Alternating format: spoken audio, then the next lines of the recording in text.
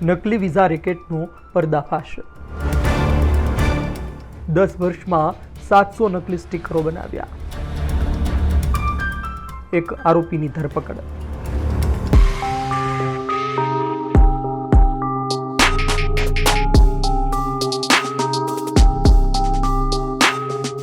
સુરતમાં પીસીબી અને એસઓજીના સંયુક્ત ઓપરેશનમાં અડાજણ વિસ્તારમાંથી પ્રતીક શાહ નામના વ્યક્તિની ધરપકડ કરવામાં આવી હતી।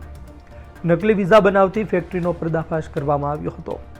આ ફેક્ટરીમાં યુકે, કેનેડા, મેસેડોનિયા, સર્બિયા, ચેકોસ્લોવાકિયા અને યુરોપિયન દેશોના નકલી વિઝા સ્ટીકરો મળી આવ્યા હતા। પોલીસે તેની પાસેથી 5 વિઝા સ્ટીકરો જપ્ત કર્યા છે। તપાસમાં જાણવા મળ્યું છે કે પ્રતીક શાહ આ નકલી વિઝા સ્ટીકરો દિલ્હી, ચંદીગઢ, પંજાબ અને હરિયાણામાં એજન્ટોને વેચતો હતો। આરોપી પ્રતીક શાહ સામે અગાઉ પણ ગુના નોંધાયેલા છે। ગઈકાલે એસઓજી અને પીસીબીની સંયુક્ત ટીમોએ પ્રતીક અભિજીત નિલેશ શાહ ઉંમર વર્ષ 37 ને સુરતની અંદર રામદેવ પોલીસ સ્ટેશન વિસ્તારમાંથી ઝડપી પાડવામાં આવ્યો છે। તેની પાસેથી ટોટલ 1,30,000નો મુદ્દામાલ મળેલો છે અને એની પાસેથી UK, Canada, Europe, Serbia, Macedonia, Czechoslovakia વગેરેના ડુપ્લિકેટ વિઝાની નકલો પણ મળી આવેલી છે અને એની પૂછપરછ દરમિયાનમાં જાણવા મળ્યું કે દિલ્હીની એજન્સી સાથે સંપર્કમાં હતો, આણંદના એક વ્યક્તિ સાથે પણ સંપર્કમાં હતો અને આ લોકો 2-3 રીતે ચીટિંગ કરતા હતા। એક એ રીતે કે કોઈ પણ વ્યક્તિને વિઝા જોઈતા હોય, કોઈ પણ દેશના જે દેશની અંદર ઝડપથી વિઝા ન મળતા હોય અને ખૂબ જ અઘરું પડતું હોય એવા દેશો, યુરોપિયન કન્ટ્રીઝના ખાસ કરીને દેશો છે, એના વિઝા આ લોકો ડુપ્લિકેટ બનાવીને આપતા હતા। ત્યારબાદ જ્યારે વ્યક્તિ ટ્રાવેલ કરે ત્યારબાદ તે જે તે દેશની અંદર જાય તો પકડાઈ જાય, એ રીતે એક તો ચીટિંગ કરતા હતા। બીજું એવું કરતા હતા કે એની ટ્રાવેલ હિસ્ટ્રી જે છે એ ટ્રાવેલ હિસ્ટ્રી બતાવવા માટે, માની લો કે કોઈને યુરોપનો કોઈ દેશનો વિઝા જોતા હોય તો એના ટ્રાવેલ હિસ્ટ્રીની અંદર આ લોકો બીજા દેશમાં પણ ટ્રાવેલિંગ કર્યું છે એ બતાવવા માટે થઈને એના સ્ટીકરો બનાવતા હતા અને એ સ્ટીકરો જે છે એનો પણ ઉપયોગ કરતા હતા અને એ રીતે એનું ચીટિંગ કરતા હતા। આ 2-3 રીતે આ લોકો ચીટિંગ કરતા।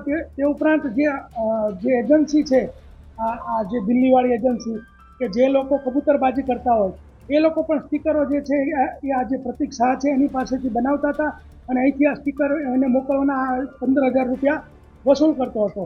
આનો ઇતિહાસ એવો છે કે 12 ગુનાઓ અગાઉ એના વિરુદ્ધમાં દાખલ થયેલા છે। બધા જ આવા જ પ્રકારના છે, ડોક્યુમેન્ટના ફ્રોડના ગુના છે અને આવી જ રીતે બોગસ વિઝા આપવાના ગુનાઓ છે અને આ વ્યક્તિ પોતે ડિપ્લોમા ઇન ઇલેક્ટ્રિકલ એન્જિનિયરિંગનો અભ્યાસ કરેલો છે। છેલ્લા 10 વર્ષથી આ પ્રવૃત્તિ કરે છે અને ઘણી બધી વખત એ પકડાઈ ગયો છે એટલે એના વિરુદ્ધમાં ગુના પણ દાખલ થયેલ છે। એની પાસા પણ અગાઉ થઈ છે અને 10 વર્ષની એની પૂછપરછ દરમિયાન જાણવા મળ્યું કે આવા કેટલા સ્ટીકરો એને બનાવ્યા છે તો 700થી વધારે સ્ટીકરો એને બનાવેલા એવું આપણને જણાય છે। સ્ટીકર બનાવવાનો આઈડિયા ક્યાંથી કઈ રીતે બનાવતો હતો? પોતે ઇલેક્ટ્રિકલ એન્જિનિયર હોવાને કારણે એને કોરલ ડ્રો અને જે paint.net કરીને જે સોફ્ટવેર છે એના ઉપર આવું ઇઝીલી બની શકે છે એવું એને જાણ થતાં ધીરે ધીરે એ ફેસબુકના અંદર આવા ગ્રુપોની સાથે સંપર્કમાં આવ્યો અને ત્યારબાદ એને આ જે સ્ટીકરો છે એ બનાવવા માટે દિલ્હીની એજન્સીનો સંપર્ક થયો અને એ રીતે સ્ટીકરો બનાવતો।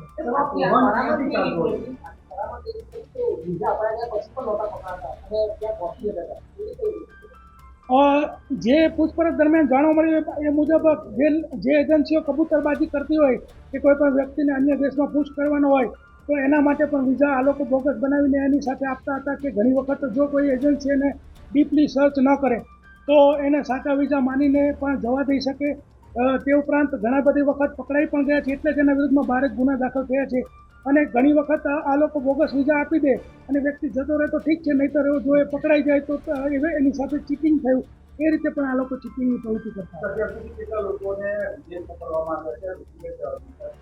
અંદાજિત અમારો એવો અંદાજ છે કે જે દેશો યુરોપિયન કન્ટ્રીઝ છે કે જ્યાં વિઝા મેળવવા ખૂબ જ અઘરા છે એ દેશોના જ ડુપ્લિકેટ વિઝા બનાવવાનું કામ કરતા હતા અને અત્યાર સુધી જે છે આ લોકોએ 700થી વધારે સ્ટીકરો બનાવ્યા। સ્ટીકરોનો ઉપયોગ આ લોકો ટ્રાવેલ હિસ્ટ્રી ખોટી બતાવવા માટે, માર્કેટિંગ કરવા માટે થતો હોય છે। તે ઉપરાંત વિઝા તરીકે પણ ઉપયોગ થતો હોય છે।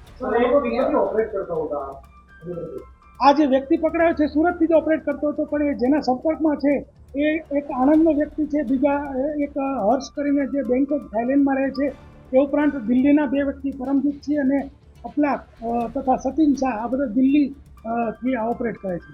સર એક સ્ટીકરના કેટલા રૂપિયા મળતા હતા કઈ રીતે મોકલતો હતો? જે એજન્સીઓ આને કામ આપતી હતી એક સ્ટીકરના 15,000 રૂપિયા આને આપતા હતા. તો કઈ રીતે મોકલતો હતો એજન્ટ પાસે? સ્ટીકર જે છે એને બનાવીને એને એજન્ટને સપ્લાય કરી દેતો હતો. કેટલા વર્ષથી આ ઉમર કરતો હતો? 10 વર્ષથી આ જે પ્રતિક શાહ છે 10 વર્ષથી આ પ્રવૃત્તિ કરે છે. આરોપીના ટોટલ 12 ગુનાઓ દાખલ થયા છે. તમામ આવા બોગસ વિઝાને લગતા જ ગુનાઓ છે એની પાસા પણ થયેલી છે. એ હજી અમારી એમ્બેસીની અંદર અમારી જે છે ડિટેલ ઇન્વેસ્ટિગેશનની અંદર અમે એના પૂછપરછ કરશું ને એ જાણ થઈ તો આપને જણાવવામાં આવશે. સર દેશનું પહેલું હશે વિઝા બનાવવાનું? ના, આના વિરુદ્ધમાં તો અગાઉ 12 ગુના દાખલ થયેલા જ છે એટલે આ એક રૂઢો ગુનેગાર છે. મહત્વની વાત છે કે પ્રતિક એક સ્ટીકર બનાવવામાં 7 દિવસનો સમય લેતો હતો. પોલીસ રેકોર્ડ મુજબ પ્રતિક શાહ પર આ પહેલા પણ ગુના નોંધાયેલા છે. 2017થી અત્યાર સુધીમાં તેની સામે કુલ 12 ગુના નોંધાયેલા છે. સંવાદદાતા સંજયસિંહ રાઠોડનો અહેવાલ, ગુજરાત તક, સુરત.